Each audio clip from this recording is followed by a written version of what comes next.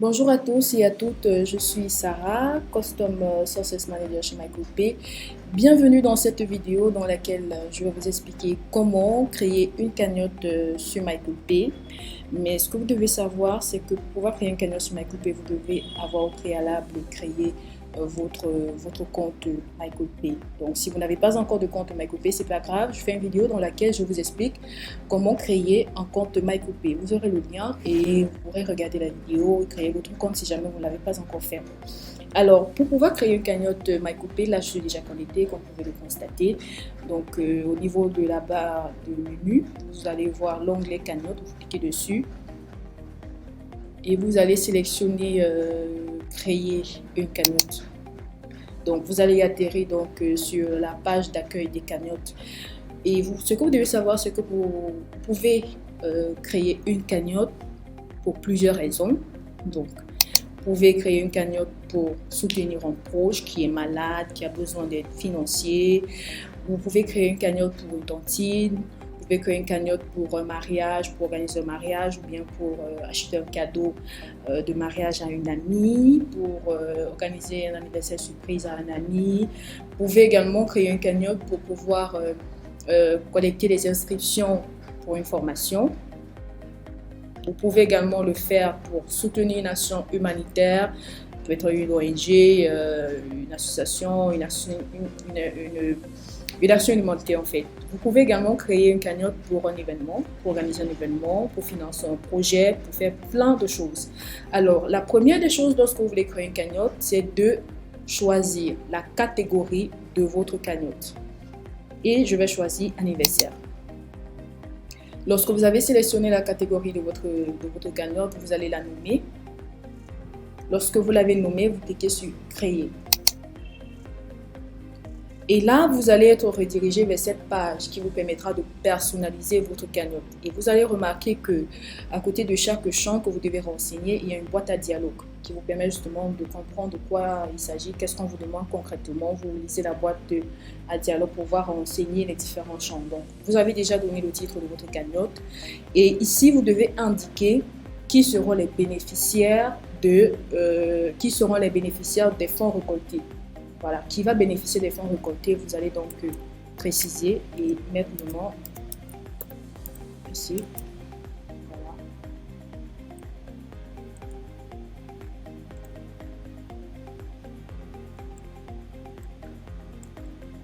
Donc, vous avez également la possibilité d'ajouter une image de couverture. Ceci permettra justement de pouvoir propulser la visibilité de votre cagnotte. Donc, vous pouvez ajouter une image de couverture. Voilà, on va aller ajouter une image.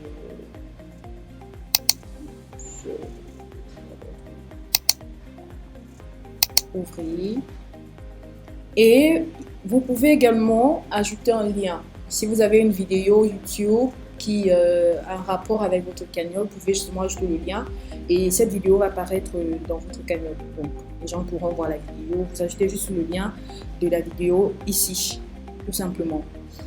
Vous pouvez également, après avoir ajouté le lien, si jamais vous avez un lien, vous pouvez ajouter d'autres images, d'autres photos, toujours en rapport avec votre cagnotte, mais évitez de renseigner des images choquantes. Donc, si vous mettez une image choquante là, votre cagnotte risquerait d'être bloqué, tout simplement. Donc, vous pouvez ajouter d'autres images, toujours en rapport avec votre cagnotte. Ok. Et là, lorsque c'est fait, vous allez décrire votre cagnotte. Il s'agit ici pour vous de dire à vos contributeurs à quoi vous servira leur don et leur contribution. Donc, et vous devez les convaincre, les expliquer de façon précise et concise pourquoi leur servira leur argent ou bien leur don. Voilà, donc vous décrivez votre cagnotte.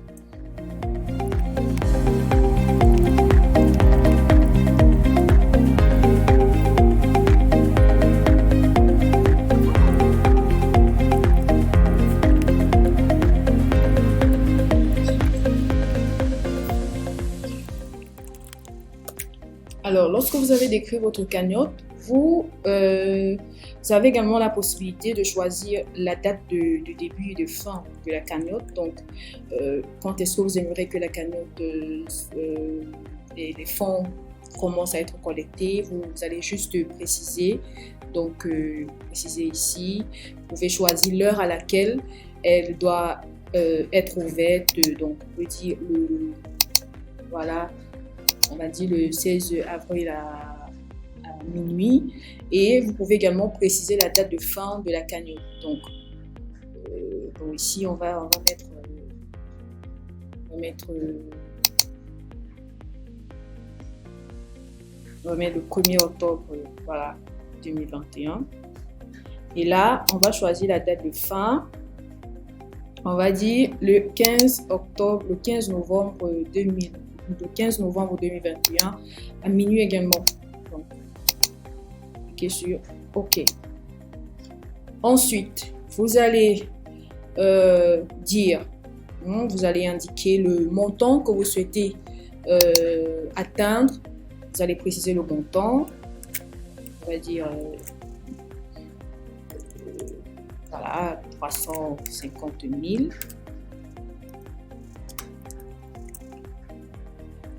Contribution libre, ça veut dire que chacun est libre de donner ce qu'il veut. Si vous avez un montant fixe, voilà, vous précisez également quel est le montant minimum par contribution. Donc, vous pouvez préciser également le montant minimum par contribution. On va dire par exemple 1000 francs. Voilà. Vous pouvez également préciser le montant maximum par contribution. Donc, voilà, vous pouvez préciser, on va dire 350 000 parce qu'il y a quelqu'un qui pourrait, voilà, se porter garant de contribuer, voilà. Ok. Donc, à ce niveau, il s'agit de l'accessibilité à la cagnotte qui peut contribuer à votre cagnotte, tout le monde. Cette cagnotte est privée, qui peut voir, donc si tout le monde peut contribuer à votre cagnotte, vous allez juste cocher ici, cocher là, contribuer à la cagnotte, ou bien vous allez dire cette cagnotte est privée. Ça veut dire quoi? Ça veut dire que si la cagnotte est ouverte à tout le monde, elle est publique. Si jamais quelqu'un fait une recherche sur MyCoupé, il pourrait tomber sur votre cagnotte. Par contre, si la cagnotte est privée, si vous n'envoyez pas de lien à quelqu'un, il ne pourra pas voir votre cagnotte, il ne pourra non plus contribuer à votre cagnotte. Donc, voilà en fait la différence. Et maintenant, qui peut voir le montant souhaité? Est-ce que tous ceux qui contribuent à la cagnotte peuvent voir le montant que vous souhaitez atteindre, ou est-ce que personne ne peut voir? Donc, vous choisissez et vous cliquez juste dessus. Lorsque c'est fait, ici, il s'agit de la notification. Est-ce que vous aimeriez, par exemple, que à chaque fois qu'il y a une contribution à votre cagnotte, que vous recevez un mail qui vous signale justement que quelqu'un a contribué à votre cagnotte? Si c'est le cas, vous cochez là. Si ce n'est pas le cas, bah, vous la laissez ainsi. Vous laissez la case ainsi. Et lorsque c'est fait, vous allez tout simplement, lorsque vous avez renseigné tous les champs et que vous êtes satisfait de la personnalisation de votre cagnotte, vous allez juste cliquer ici sur mettre à jour la cagnotte.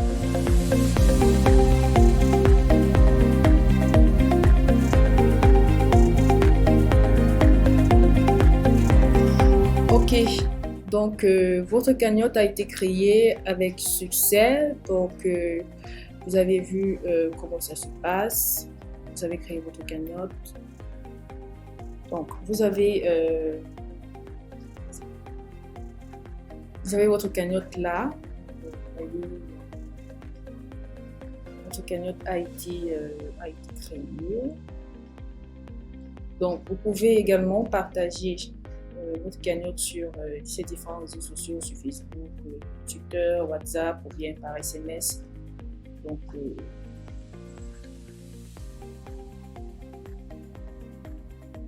voilà. Donc, vous pouvez partager sur ces différents réseaux sociaux votre cagnotte. Et votre cagnotte est créée. J'espère que vous avez aimé la vidéo et surtout n'oubliez pas de me laisser en commentaire vos questions si jamais vous n'avez pas compris quelque chose. Et si vous avez aimé la vidéo, n'oubliez pas de la partager sur les différents réseaux sociaux. Merci et à bientôt pour une prochaine vidéo.